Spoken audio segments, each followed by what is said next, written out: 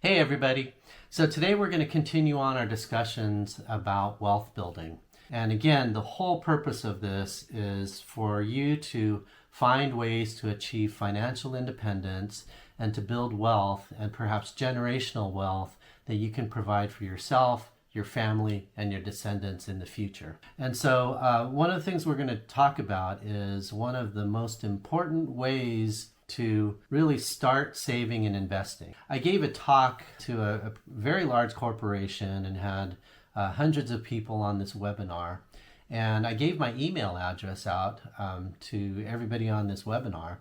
And I received a bunch of emails asking for more questions about how to start off on this journey to build wealth. There's this book that I highly recommend. It's called The Automatic Millionaire. It's by David Bach. And one of the key messages that he has in here is pay yourself first. Pay yourself first, right? I'll repeat that again. Pay yourself first. What that means is that most of us, when we think about money, we think about the money that we're bringing in, so it's our earnings, and then all that money has to go out in terms of rent and food and utilities and entertainment and all of those things.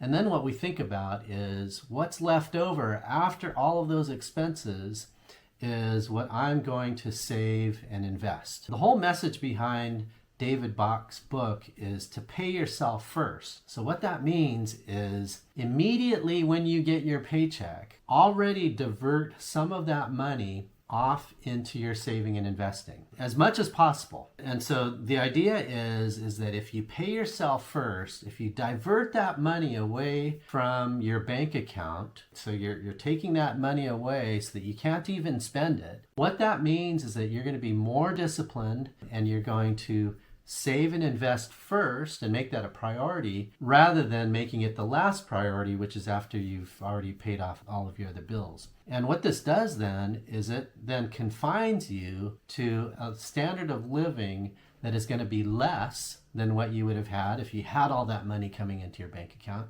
And believe me, you won't even miss it, right? So that money will get diverted out and it'll get put into your saving and investing before you even have visibility to touch it. Going all throughout my career, I claim that I was not a very good budgeter. One of the approaches that people say is, you budget everything, right? So you have your rent or your mortgage payment and your expenses, and you do all of your line items. You have these buckets for food and entertainment and all of that. I've never done that. My thing was I always paid myself first. I diverted that money away from my spending before it even got there. And so what I did was I was part of a large corporation. My first week when I got started within this company, our HR department came in and they said, one of the benefits that you have is you have this thing called a 401k program. And you can choose to save and invest into that. And what I did was immediately I said, I want to max out. And so I put 10% of my earnings into that 401k fund. Miraculously, right? The company matched it. So they matched it with 6%. So now what I was doing was every month I was saving 16% and putting that into investments. So I continued to do that all throughout my career, just maxing out on my 401k. Fast forward, 18 years after that was the point where I was able to say, I'm done. I've achieved financial independence through saving and investing, and I no longer have to work here. That's called financial independence. So at that point, I had saved and invested enough where I did not have to continue working for a salary. And it all started from that day one, really getting started, paying myself first, saving and investing as much as possible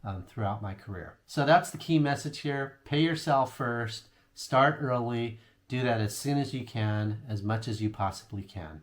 All right, take care. Bye-bye.